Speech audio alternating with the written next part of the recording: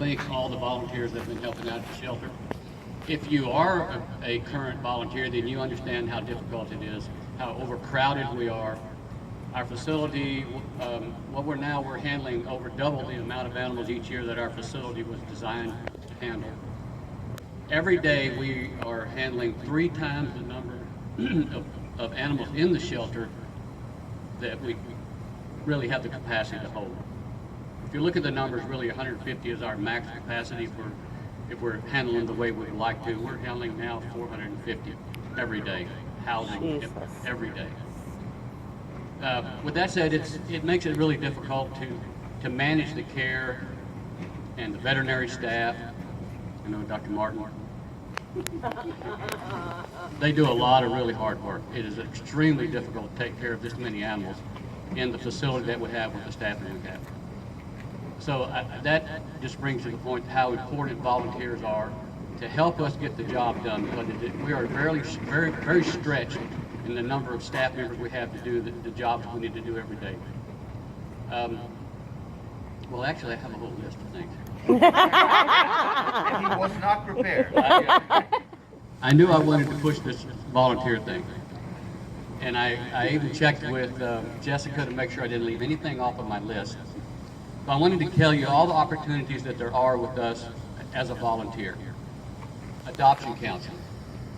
We think it's really important that people spend some time with the visitor to find out what animal is appropriate for their family. Surrender prevention counseling. More important than the adoptions is preventing the animals from coming in the shelter in the first place. And a lot of times, if you can identify what the reason is that they're surrendering their animal, you can help them keep it, because many of these people don't want to get rid of their animal. There's just some reason why they can't keep it any longer. We need people to help us do kennel searches, and that's when you're helping somebody look for their pet that's lost and hoping that they'll find it in the shelter.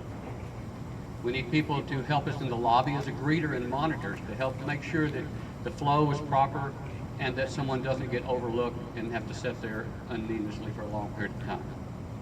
And then we get down to the nitty-gritty. You can come and clean kennels. We can do that in the mornings, you do it in the afternoons, and something I really would like is people in the afternoons to come and do our courtesy check, which is what Colleen has named it. Cleaning up, spot cleaning throughout the day, because you know they're going to have accidents in their pens throughout the day. Steam cleaning, that's paramount importance in preventing disease. Bathing dogs, walking dogs, giving some one-on-one attention and companionship with dogs.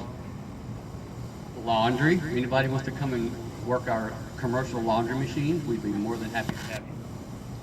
Mole adoption, working with Kirsten, get out in the community and making our presence known and getting some animals adopted to people who can't necessarily come to the shelter. We have a lot of other off-site events that we have, health fairs, dog shows, even our zoonotic disease One Health conference that we have every year. Of course, there's networking, photography. We have people who come in and do photographs for our pets, because that is extremely important in networking the animals. We need help following up on fosters. We now have almost 600 animals in foster. Woo! And that is quite a chore to try to keep up with those and make sure they're coming back. Oh, you got it yourself? You're okay? No problem. You don't need any help? No, the medical staff can use some help. I know that Miller has come out a lot of times and worked as a veterinary technician. And one thing that I really do want to start is a program called Group Play. I know it, I've been pushing this, and I need volunteers to step up and help us do that. And that, unfortunately, that's going to be kind of a morning thing during the week. I know, Rebecca. But I'll quit my job. We're good. that is, Right. I recorded that. But what group play is while the kennels are being cleaned in the morning, if we can identify dogs that can go out into the pens and play together, that gets them out of the shelter while the enclosures are being cleaned.